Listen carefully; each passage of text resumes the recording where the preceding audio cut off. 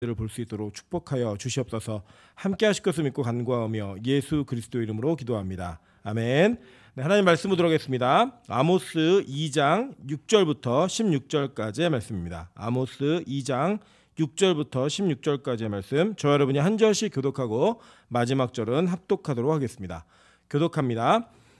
여호와께서 이와 같이 말씀하시되 이스라엘의 서너 가지 죄로 말미암아 내가 그 벌을 돌이키지 아니하리니 이는 그들이 은을 받고 의인을 팔며 신 한 켤레를 받고 가난한 자를 팔며 힘없는 자의 머리를 티끌 먼지 속에 발로 밟고 연약한 자의 길을 굽게 하며 아버지와 아들이 한 젊은 여인에게 다녀서 내 거룩한 이름을 더럽히며 모든 제단 옆에서 전당 잡은 옷 위에 누우며 그들의 신전에서 벌금으로 얻은 포도주를 마심이니라.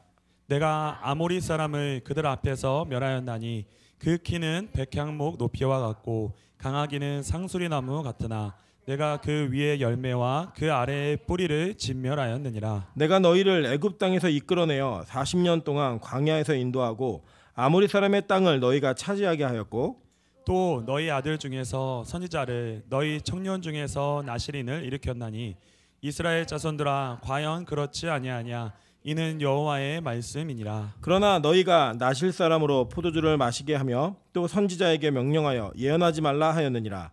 보라, 곡식단을 가득히 실은 수레가 흙을 누름같이 내가 너희를 누르리니 빨리 다른 박제라는 자도 도망할 수 없으며 강한 자도 자기 힘을 낼 수 없으며 용사도 자기 목숨을 구할 수 없으며 활을 가진 자도 설 수 없으며 발이 빠른 자도 피할 수 없으며 말 타는 자도 자기 목숨을 구할 수 없고 합독합니다. 용사 가운데 그 마음이 굳센 자도 그 날에는 벌거벗고 도망하리라. 여호와의 말씀이니라. 아멘. 네, 우리 옆에 있는 분들에게 이렇게 한번 인사드리도록 하겠습니다. 당신 아니면 놀 사람이 없습니다. 네, 앞뒤로도 인사하겠습니다. 당신만이 나의 유일한 친구입니다.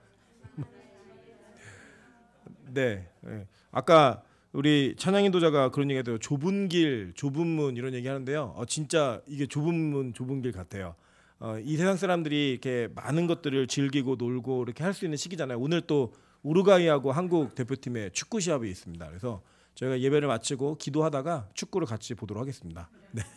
어쨌든 우리가 이게 즐거운 날에 이렇게 함께 즐길 수 있는 이게 많이 있거든요, 이 땅에. 근데 그게 우리의 우선순위에 있는 게 아니라 예배가 우선순위에 있다라고 하는 것 자체가 여러분 되게 특별함입니다. 시대에서 찾을 수 없는 특별함이고 그 특별함 속에 주인공이 여러분이라는 게 너무 감사합니다. 그리고 이게 혼자가 아니라는 게 진짜 너무 감사한 거예요.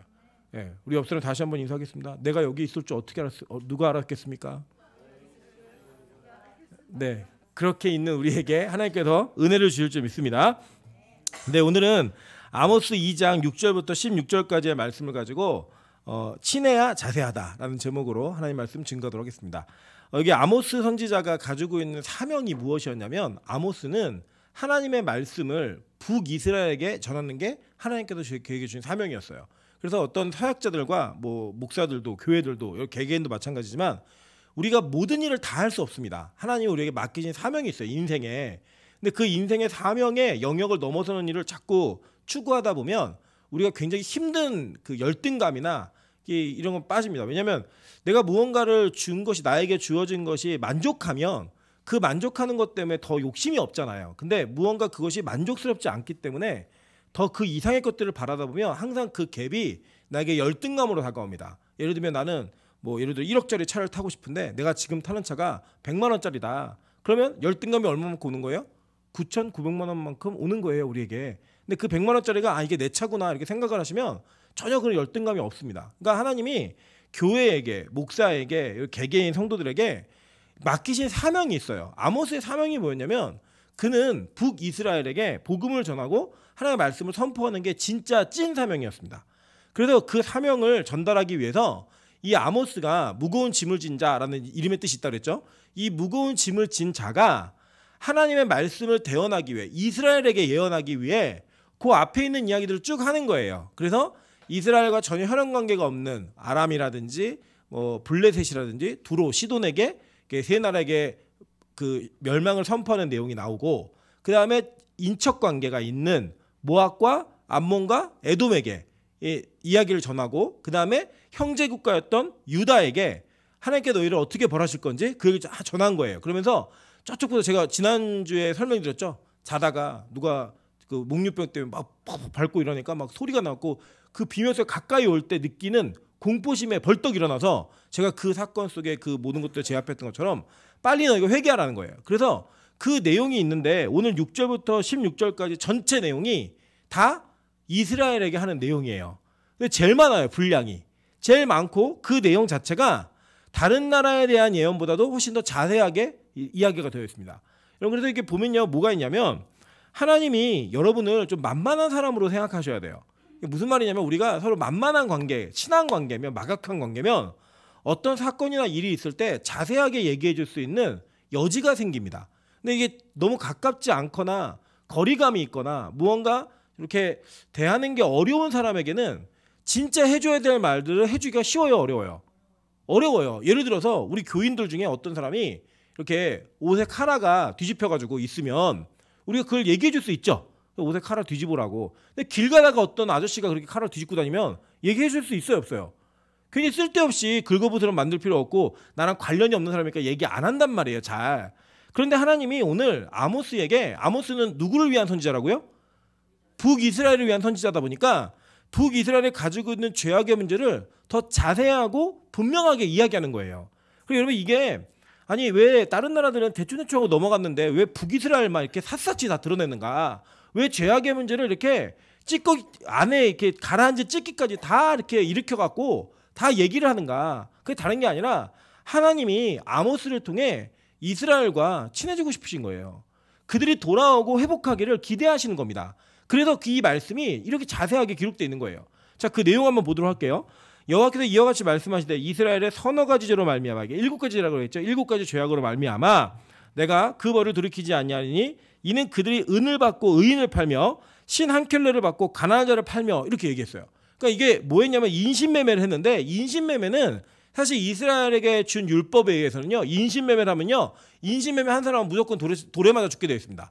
근데 이게 너무나 합법적으로 이루어졌다는 거예요. 돈을 받고 거래를 할 정도로. 그러니까 예전에 우리 그 조선시대 때 막 과부들이 결혼 못하고 있으니까 이 과부들을 시집 보내기 위해서 보쌈이라는 암묵적인 제도가 있었잖아요. 밤에 이렇게 탁 보재기로 씌워갖고 데리고 오면은 같이 살 수 있는 이 그런 식으로 어떤 사회복지적 제도가 아니라 사고 판 거예요, 사람을.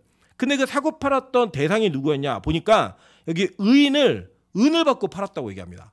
이 의인은 노아에게 썼던 그는 의인이다, 당대 의인이다, 욥에게 썼던 그는 의로운 자라라고 얘기하는 단어는 똑같은 단어예요. 즉 뭐냐면 하나님하고 관계성이 올바른 사람들을 팔아버렸다라는 거예요. 이 팔았다라는 게 지금 이게 그 시대에는 진짜 인신매매였지만 사실 지금 이 시대에 우리가 뭐 사람을 사고 팔지는 않잖아요. 우리가 연봉을 받고 회사에 가는 게 팔렸다라고 얘기하진 않잖아요. 근데 일을 한다고 얘기하지. 그런데 뭐가 있냐면 하나님의 뜻대로 사는 사람이 무언가 이 세상의 제도와 시스템 안에서 올바른 대접과 올바른 대우를 받지 못하고 부당한 대접을 받게 되는 경우가 있어요. 예를 들면 정직하면 망한다. 이게 있어요. 제가 옛날에 그 세무서 다니는 세무사인 친구가 있었는데 그 친구가 뭐라고 얘기하냐면 우리나라는 기본적으로 이 세율을 매길 때 어느 정도 사람들이 탈세를 할 거라고 생각하고 세율을 매긴대요. 그러니까 뭐 합법적이든 그게 뭐 그 불법적이든 간에 어떻게든 절세를 하든지 뭐 이런 거는 물론 합법적인 괜찮은 거지만 탈세를 하는 거를 기본적으로 인식을 한대요, 나라가. 그래서 이 정도의 세율을 때려야 적어도 세금을 적당히 거둘 수 있다라고 생각하는 거예요. 그러니까 정직하게 그 세율에 맞춰 세금을 내면 어떻게 되는 거예요? 망하는 거예요. 안 떼어먹고 뭔가 편법을 쓰지 않고 그냥 그대로 하면 망하는 거예요. 여러분 그게 이 사회가 가지고 있는 시스템이에요. 여러분 정직해야 된다는 거 우리 다 알잖아요. 근데 진짜 정직하면 이 땅이, 이 세상이 우리를 인정하고 용서해 주던가요? 복음에는 그런 거 없어요. 여러분 이번에도 뭐 대장동 사건 뭐 법 막 나오는데 다 풀려나잖아요. 진짜 돈 받은 사람들은 다 나오잖아요. 그걸 보면서 이해가 안 되지만 그게 그들이 정해놓은 법이에요. 우리 사회가 약속한 법이라고요. 그게 바로 이 사회의 시스템인 겁니다. 하나님은요, 이 땅에 돌아가는 사회적 시스템 속에서 하나님의 사람들, 하나님의 의인들이 하나님의 뜻대로 사는 것 때문에 손해보고 망하는 것들, 이런 것들을 다 보고 계신 거예요. 다 알고 계신 거예요. 근데 그 누가 그랬느냐? 이방 나라가 그런 게 아니라 이스라엘이 이런 행위와 행동을 했다라는 거예요. 여러분 그게 성경에 기록되어 있습니다. 그게 뭐냐면 의인을 은혜 받고 팔았어요. 그러면 실제로 이게 이 아모스의 말씀이 신약 시대에 예수 그리스도에게 그대로 드러나죠. 그죠? 이 은을 누가 받아요? 가룟 유다가 은 30에 누굴 팔아요? 예수를 팔았던 그 팔음이 이미 이 민족 가운데 있었던 뿌리 깊은 죄악이라는 거예요. 그러니까 여러분 이게 뭐냐면요. 우리가 가룟 유다만 예수 파는 게 아니에요. 누가 예수 팔죠? 우리도 팔아요. 우리도 예수를 팔아서 나에게 유익이 생길 수 있다라고 한다면 내가 예수를 무언가 부인하고 내가 예수를 나의 구주가 아니라는 것만 슬쩍 인정해버리면 거기 안에 누릴 수 있는 유익이 있다라고 하면 여러분 그거 한다 안 한다? 우리 할 수 있는 여지가 우리 안에 충분한 거예요. 예를 들어 주일 예배를 빠지면 수당을 3배를 채울 테니 나와서 일해라. 흔들려 안 흔들려요? 안 흔들려요? 5배. 그죠. 일하러 가야죠. 그게 우리라는 거예요. 그게 누구의 행위냐? 가룟 유다 행위였다라는 거예요. 가룟 유다 행위. 순간순간 우리는 은을 받고 의인을 팔고 예수를 파는 그런 행위를 충분히 할 수 있는 여지가 우리 안에 있는 자라는 겁니다. 그러면 뭐라고 얘기하냐면 뒤에 보니까 신 한 켤레를 받고 가난한 자를 팔며 그러니까 어떻게든 나의 유익을 위해서라면 의인이든 가난한 자든 가리지 않고 내 유익에 사람을 팔아먹는 그런 일들을 하는 거예요. 이 사회가 그렇게 할 수 있다는 겁니다. 여러분 실제로. 여러분 예를 들어서 나중에 여러분이 뭐 사업도 할 수 있고 여러분 안에 여러분 밑에 사람을 둘 수도 있고 우리가 페이를 지급하는 어떤 직원을 둘 수도 있겠죠. 그죠? 그때 여러분 절대로 갑질하지 않으셨으면 좋겠습니다. 이게 정말 큰 죄악이에요. 예수님을 믿는 사람들은요. 그가 누구든 간에 하나님의 은혜로 그 사람을 바라봐야 돼요. 영혼으로 바라봐야 될 책임이 있습니다. 마찬가지예요. 여러분 부부간에도 자녀의 관계 속에서도 부모의 관계 속에서도 여러분 그게 어떤 마땅한 의무를 해야 된다라는 어떤 책임감으로 사람을 대하잖아요. 그럼요 자기의 유익만을 고집하게 돼 있어요. 근데 그것을 딱 내려놓고요 상대를 영혼으로 보잖아요. 그럼 그 게임은 끝난 거예요. 예를 들어서 내 아내가 내 남편이 영혼으로 보인다. 내 자녀가 영혼으로 보인다. 그럼요 끝나요. 그냥 모든 문제가 해결이 되는 거예요. 영혼이니까 저 영혼을 살려야지. 저 영혼을 고쳐야지. 이런 마음으로 접근하면 해결되지 않을 일이 없다는 거예요. 근데 이 이스라엘은 어떤 눈을 가졌느냐. 사람을 보면 다 돈이에요. 사람을 보면 다 물질적 관념인 거예요. 그거 가지고 평가하는 거예요. 여러분 우리 안 그런다고요? 실제로 그래요. 예를 들면요. 연봉이 5천인 사람과 연봉이 3천인 사람이 만나잖아요. 그럼 5천인 사람은 어깨가 펴지고요. 3천은 어깨가 쭈그러들어요. 그 사람이 연봉 1억을 만나잖아요. 그 어깨가 쭈그러들고요. 1억은 연봉을 받는 것 때문에 자기 어깨를 피고 다니는 이런 일이 있다 없다? 있어요 여러분. 실제로 그런 얘기 하더라고요. 제 여동생이 옛날 제 조카가 어린이집 다닐 때 어린이집에 갈 때 국산차를 타고 갔는데 자기 어린이집 친구들이 다 외제차들이에요. 그 엄마들이 다. 그런데 그 엄마들이 국산차 탈만하냐고 묻는데 자꾸 얘기하다 보니까 조롱이들이 조롱. 우리는 다 외제차 타는데 너네 왜 국산차 타? 왜 그래 후진차를 타니 너네 못 살아? 이 얘기하는 거예요 그냥. 여러분 그렇게 아이들까지도 뭐 휴거라는 단어 아세요? 휴먼시아 사는 거지. 뭐 이렇게 얘기하는 그런 아이들이 누가 길렀겠습니까? 그 아이들을. 부모가 그 가르친 거 아니에요. 야 휴먼시아 사는 애들이랑 놀지 마. 쟤네들 돈 없는 거지들이야. 쟤네들 가난한 애들이야. 임대 아파트 사는 애들이랑 가깝게 있지 마. 여러분 이게 누가 만든 거겠어요? 여러분 거기에 그리스도인이 없다고 생각하세요?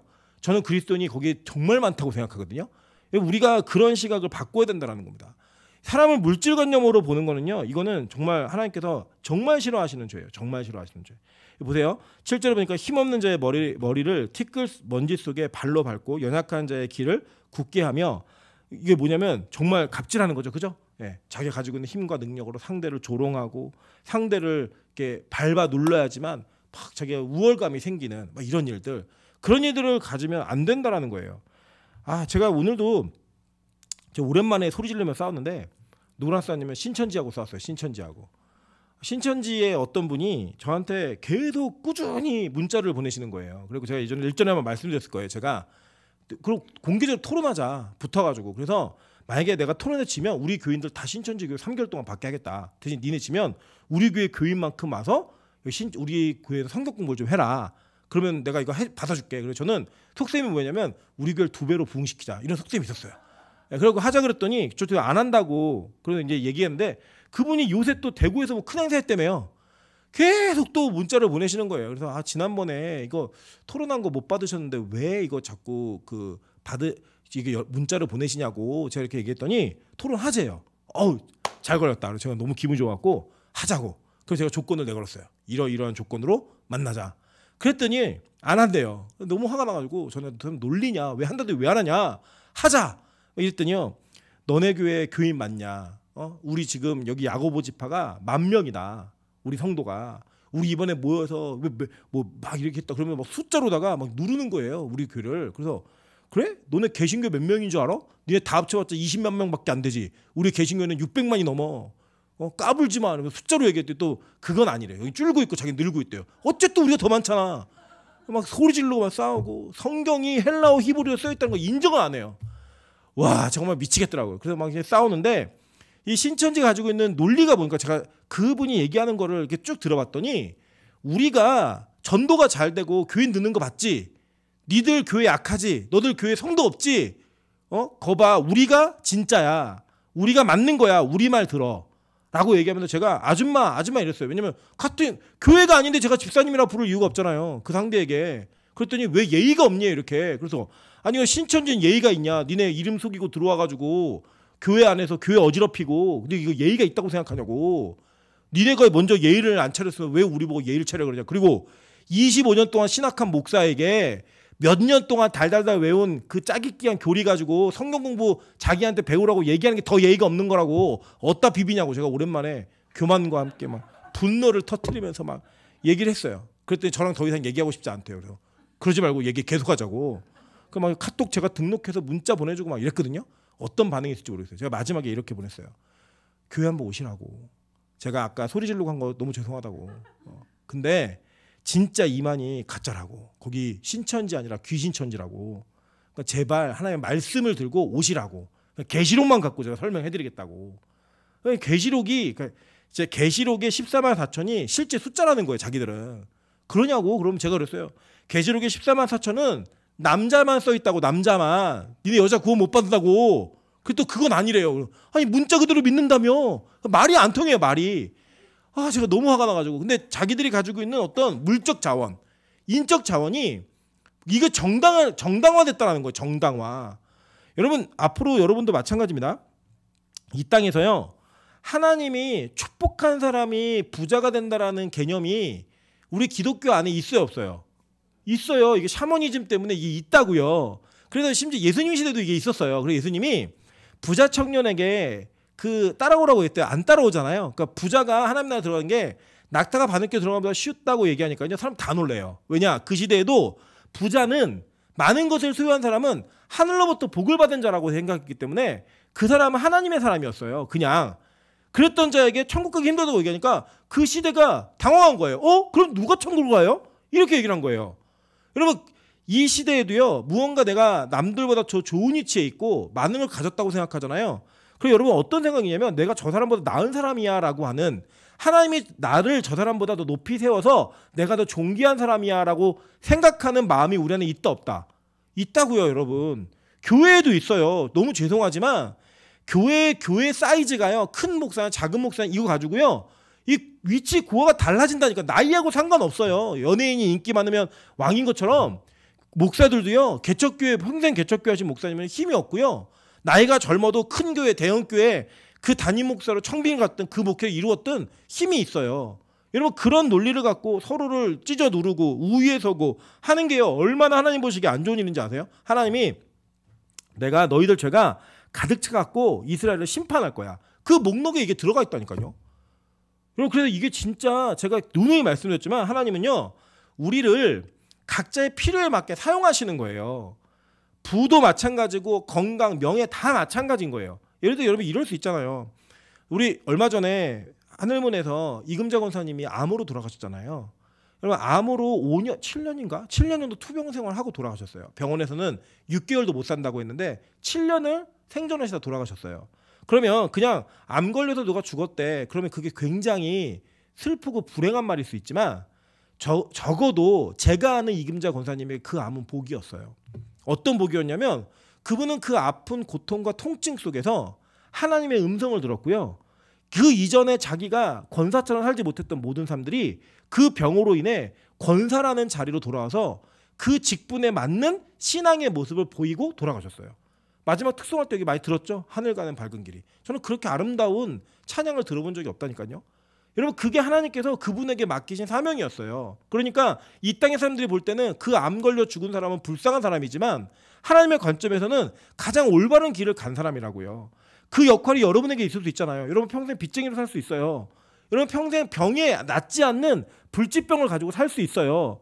여러분의 인생에 평생 뭐 결혼도 못하고 애를 많이 낳아서 힘들고 여러 가지 일들로 고통과 괴로움 속에 살 수 있다고요. 그런데 그게 하나님이 여러분에게 거기서 맡기신 역할이라면 그러한 환경과 상황 속에서 하나님을 바라보는 게 그게 복인 거예요.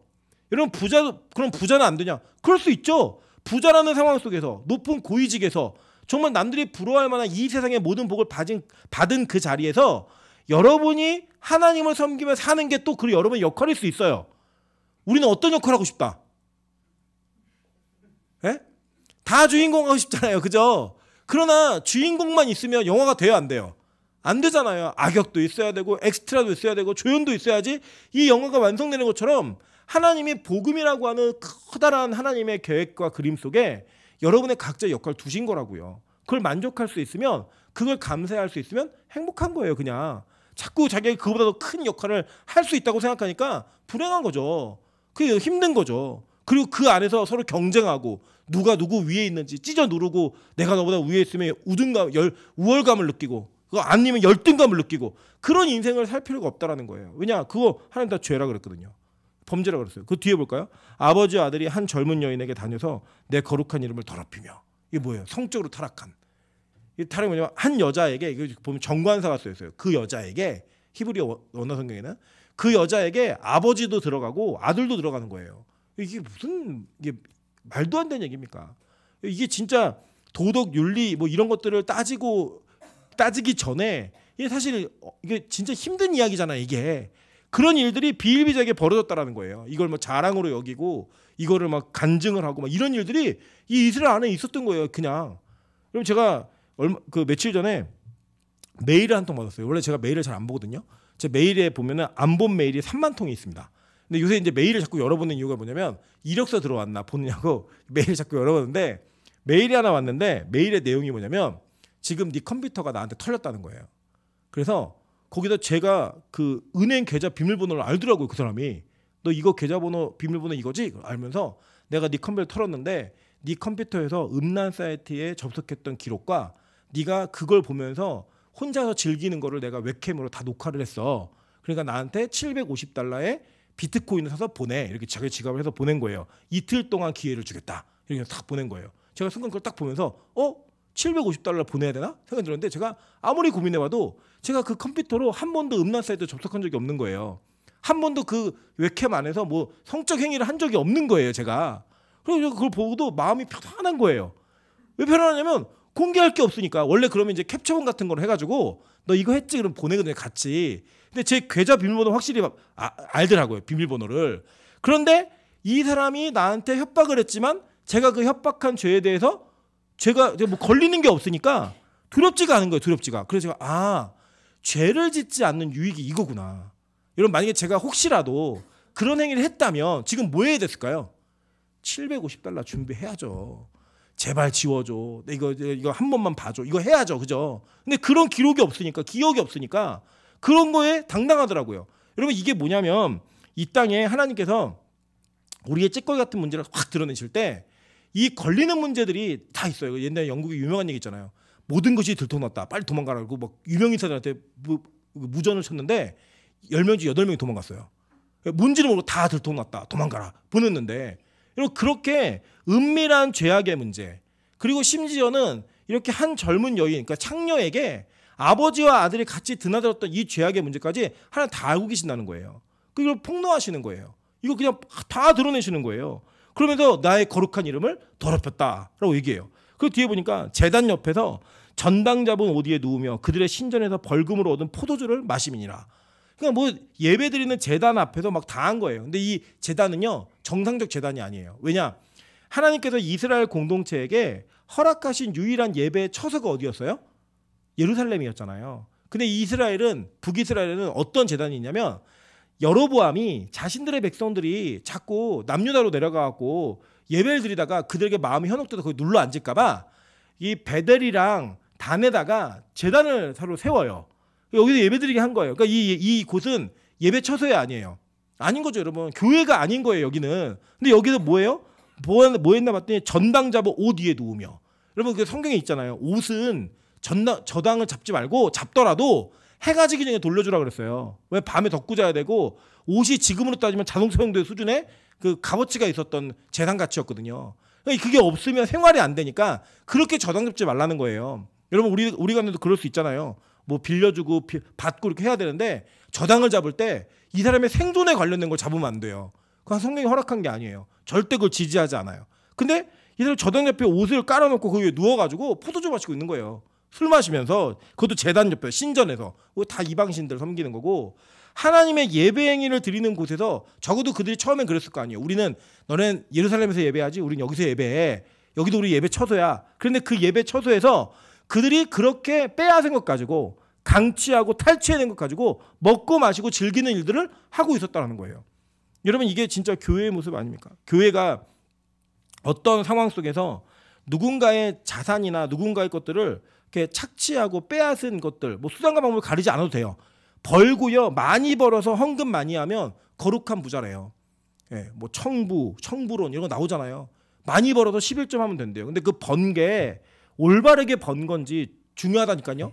진짜 중요하다니까요. 성경은요, 하나님은 과정까지도 너무나 명확한, 너무나 명백한 하나님의 통치 아래 있어야지만 그것을 거룩한 제물로 인정하시는 거예요. 그래서 여러분 많이 버는 게 중요한 게 아니고요, 어떻게 버느냐도 많이 버는 것만큼 중요합니다. 이해되죠? 무슨 말인지. 예. 이게 막 너무 큰 폭리나 마진을 취해서 돈 버는 거 안 돼요. 마약 장소해가지고 돈 많이 벌어도 그거 안 돼요. 예. 예를 들어 마약 팔아가지고 돈 많이 벌어서 헌금해야지, 교회 개척해야지, 돼 안 돼? 이거 안 된다고요. 말도 안 되는 일이에요. 그런데 이런, 제가 아주 극단적 예를 들었지만 이런 일들이 실제 교회 안에도 상당히 많이 있어요. 한국 사회가 위험한 게 뭐냐면요, 어떤 수단과 방법을 가리지 않아도 돈을 벌면 존경받는 사회예요. 예. 이거 되게 문제 있다 생각해요. 그러니까 어떻게 돈을 벌었는지는 몰라요. 모르는데 많이 벌면 존경받아요. 이게 되게 무서운 겁니다. 그러니까 초등학교 아이들에게 너 10억 줄 테니까 감옥 갈래? 간대요. 10억을 받으면 감옥에 갔다 오면 10억을 벌 수 있다 그러면 간다는 거예요, 얘네들이. 여러분 갈 것 같아요, 안 갈 것 같아요? 20억, 30억. 네.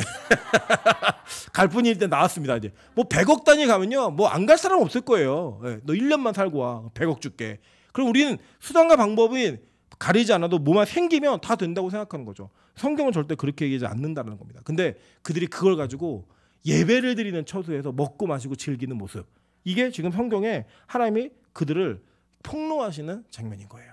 그러면서 그 뒤에 무슨 얘기 나오냐면, 내가 너희들한테 이 땅 어떻게 줬는지 아니? 내가 너희들을 어떻게 이곳까지 끌고 왔는지 아니? 그걸 얘기하시면서 하나님이 내가 너를 어떻게 복을 줬는데 니들 그렇게 살아? 얘기하시는 거예요 지금. 여러분 하나님도 우리에게 섭섭할 때가 있으신 것 같아요. 우리가 어떤 인간인지 하나님이 모르시지 않았지만 알고 우리를 부르셨지만, 야 이만큼 은혜를 줬으면, 이런 은혜를 받았으면 너희들 적어도 이 정도는 아니어야 되잖아. 이게 있는 거죠. 여러분 그래서 뭐라고 얘기해요? 야 차라리 그 너희들 그 소돔과 고모라 백성들 너희들 봤지? 그리고 너희들 요나의 니느웨 백성들 봤지? 니느웨 백성들 앞에서 그런 기적과 이적이 있었으면 그들 다 회개했어. 근데 니들 회개 안 해? 너희들 니느웨 백성들이 너희를 정죄할 거야. 이렇게 얘기했다고요. 니느웨에 무슨 기적이 있었는데요? 요나가 그냥 복음 전했어요. 사흘 길을 하루 반낮 걸어가면서 복음 전했더니 12만 명이 회개를 했다고요. 그 복음을 듣고. 근데 와, 이런 말씀을 이렇게 풍성히 많이 듣고도 회개를 안 해요. 그러니까 얘기하는 거예요. 니느웨 백성들이 너희를 정죄할 거다. 이렇게 얘기를 합니다.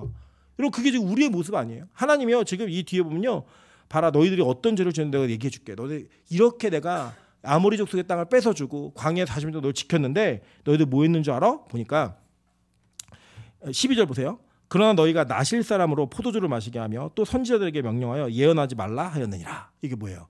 그 당시에 나실이라는 뜻이 나사르라는 뜻인데, 이게 뭐냐면 어떤 뜻이냐면 구별된 사람이에요. 성별된 거룩한 사람. 그래서 이 사람에게 세 가지가 꼭 지켜져야 됩니다. 뭐냐면 절대 포도주나 독주를 입에 대면 안 돼요. 그 다음에 부정한 것에 손을 대면 안 됩니다. 그리고 세 번째가 머리를 자르면 안 돼요. 그리고 나시리는 여기 머리가 구렛나루가 이렇게 뚝 말려 있어요. 지금도 이스라엘 가시면 나시린이 있습니다. 자기 나시린 서원을 한 사람들이. 근데 이 사람들이 이 나시린이 뭘 마시면 안 된다 그랬죠? 건포도도 먹으면 안 돼요. 건포도도. 근데 나시린 사람에게 뭘 마시겠다 그래요? 포도주를 마시겠다는 거예요. 이게 어떻게 마시겠을까요? 억지로 마시겠을까요? 아니에요. 괜찮다고 얘기한 거예요. 나시 뭐 포도주 마셔 괜찮아. 아, 목사가 술 좀 마시면 어때? 장로가 술 좀 마실 수 있지. 야, 권사님들끼리 모여서 소주 한잔 하면 그것만큼 교회가 화목해지는 일이 없어. 예, 그리고 막 성경 공부한 뒤에 같이 모여가지고 막 맥주집 가서 한 잔씩 하시고. 그런 교회들이 청년부 되게 많아요 지금.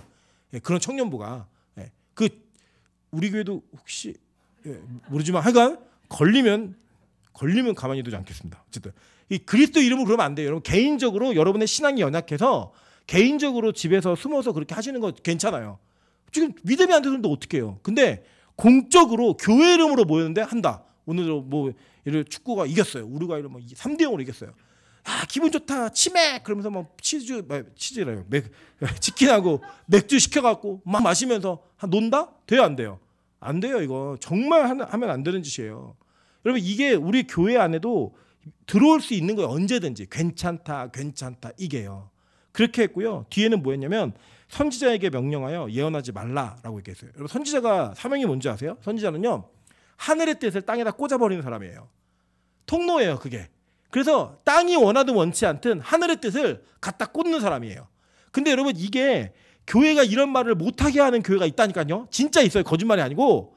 죄설교를 하지 말래요. 죄에 관한 설교를 하지 말래요. 성도들의 마음이 불편한 얘기 하지 말래요.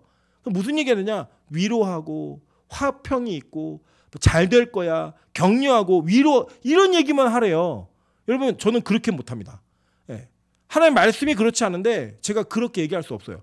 말씀 가운데 그런 얘기 있으면 할 수 있죠. 충분히 더 해야죠. 그런데 말씀이 우리에게 올바른 것들을 이야기할 때는요. 우리 올바른 길로 가야 돼요. 때로는 내가 아프더라도 이야기해야 돼요. 때로는 여러분 제가 설교하면서 양심에 찔리는 게 있을까요 없을까요? 확신 있게 있다고 얘기하시네요. 예. 어떻게 하셨어요? 예. 예. 다 네 사정 내 사정 똑같으니까 아시는 거잖아요. 그죠? 있어요. 있지만 이게 하나님의 말씀이니까 해야 되는 거예요. 이리고 제가 걸리는 문제가 있어요. 저도. 그런데 그거를 저도 피해가고 싶어요. 말 안 하고 싶어요. 근데 그 말할 때 누가 제일 괴로운지 아세요? 제가 제일 괴로워요. 진짜 괴로워요. 저는 이 제가 전하는 말씀과 제 삶의 갭이 너무나 멀어질 때마다 너무 죽고 싶다라는 생각이 들 정도로 힘들어요. 진짜로. 근데 이걸 말해야 돼요. 왜냐? 이게 하나님의 말씀을 맡은 자의 사명이에요. 이게 사명이에요. 말 안 할 수가 없는 거예요. 근데 말하다 보면 힘들어요. 힘들지만 해야 되는 거예요. 나한테도 하는 이야기니까.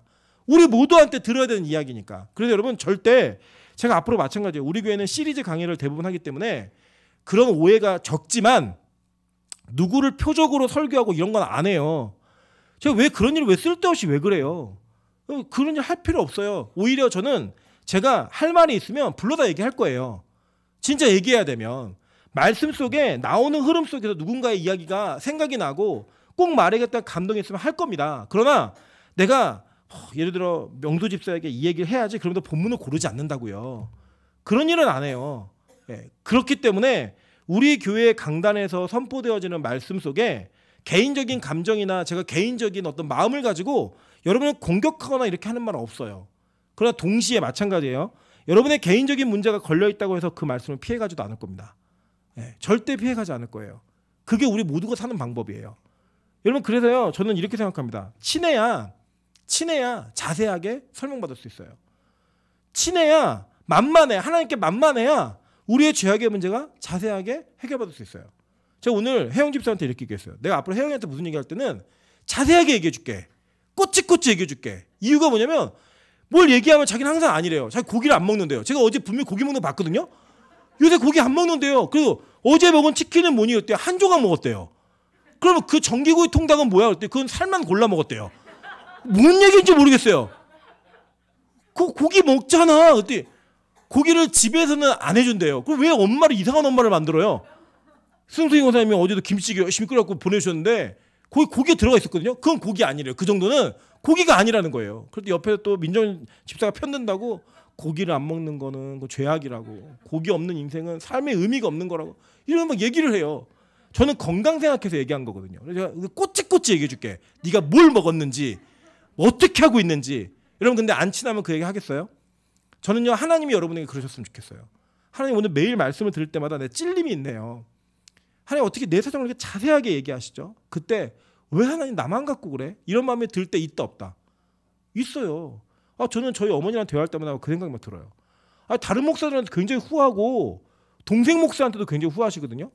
저한테 너무 철저하세요. 그래서 제가 하루는 너무 잔소리했다가 열받아갖고 아니 60대 목사가 40대 목사를 보면 다 모자라지 뭐가 어떻게 차겠냐고 엄마 40대 나만큼 했냐고 막 이러면서 제가 되들었어요. 너무 막 몰아붙이니까. 근데 생각해보니까 제가 돌이켜서 거꾸로 뒤져보니까 저희 어머니에게는 임철 목사를 좋은 목사 만드는 게 어머니의 마지막 사명이라고 믿으시는 것 같아요. 그러니까 자세하게 얘기하시는 거. 제가 그런 얘기 이런 것까지 얘기 안 했으면 좋겠어요. 제가 우리 교회 사역자가 자꾸 이게 안 와요. 못 오시는 것 같아요. 이렇게 안 맞는 거죠 상황이. 그래서 제가 어떤 생각이 들었냐면 다음 주에 금식을 해서라도 하나님 좀 준비된 사역자를 보내주세요. 이렇게 해야 되나라는 마음이 제 안에 싹 스치고 지나갔는데 아니야 이건 마귀의 속삭임이야. 이러면서 제가 막 거절했거든요. 어머님이 어저께 전화 오시더니 금식을 3일이라도 좀 하라고. 알았다고 내가 알아서 한다고. 끊으라고 그런 얘기 하지 말라고. 그 전화를 뚝 끊었어요 제가. 그래서 돌아보고 나면 하나님 그 자세하게 저에게 얘기하시는 게 너무 싫은 거예요 제가. 저는 그냥 슬쩍 스치는 생각으로 이렇게라도 해야 되나? 그래서 이제 모기도 하는데 하나님 내일이라도 꼭 맞는 사람이 오게 해주세요. 그러면 제가 금식 안 해도 되니까 그런 기도를 하지만 만약 안 오면 제가 내일 다음 주에 3일 금식 해야 돼요. 제가 감동을 주셨으니까. 근데 그렇게 자세하게 친절하게 말할 때 저에게 그 말을 들을 때는 뭐 화가 나요. 왜 나한테만 그래? 왜 다른 사람한테 그렇게 얘기 안 하면서 왜 나한테만 이러시지? 이런 마음이 있지만 돌이켜보면 와 하나님이 나를 각별하게 생각하시는구나. 나를 특별 관리하시는구나. 여러분 그게 말씀 속에 오늘 나오는 거예요. 유다의 죄를 이스라엘의 죄를 이렇게 너무 자세하게 숨겨진 죄악까지 다 얘기하시는 거예요. 얘기하시면서 너 이러이러한 죄가 있지. 너 이랬지. 그게 왜 이렇게 얘기하실까요? 하나님이요 고치시고 싶은 거예요. 바꾸시고 싶은 거예요. 왜요? 친하니까. 왜요? 가까우니까. 왜요? 만만하니까. 저는 우리 빛가서공교회 모든 성도가 하나님이 만만하게 보시는 성도가 되기를 주님의 이름으로 축원합니다. 여러분 우리 교회의 교육자와 성도의 사이가 만만한 관계이기를 저는 간절히 소망합니다. 그래 진짜 해줘야 될 얘기를 할 수 있거든요. 진짜 필요한 얘기를 할 수 있거든요. 치킨 먹었다고 얘기할 수 있거든요. 여러분 그런 일들이 우리 안에 꼭 일어나야 돼요. 저는 오늘 우리가 이 말씀을 보면서 하나님 이스라엘에게 이렇게 자세하게 말씀하셨던 건 아모스도 이스라엘을 향한 선지자 사명이 있었고 하나님이 그 아모스를 사용하시면서 이스라엘을 너무 사랑하신 거예요. 이스라엘 너무 사랑하신 거예요.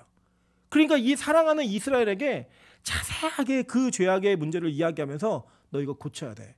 너 이거 끊어야 돼. 너 이거 바꿔야 돼. 그래야 하나님의 나라가 될 수 있고 하나님의 사람이 될 수 있는 거야. 여러분 그래서 친해야 자세합니다. 저는 하나님께서 여러분에게 자세하게 설명해주는 그런 관계가 형성되기를 주님으로 축원합니다.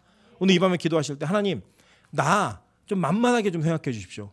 내가 하나님이 나를 어려워하는 사람이 아니라 만만하게 생각하셔서 어떤 말씀이든 어떤 말이든 그냥 내리고자 할 수 있는 그런 사람이 되어서 그 말씀을 들음으로 말미암아 하나님 앞에 빨리 돌아서고 빨리 회개할 수 있는 그런 은혜가 있게 도와달라고 우리 찬양으로 기도하며 나가도록 하겠습니다. 우리 주여 우린 연약합니다. 오늘 하루를 힘겨워합니다.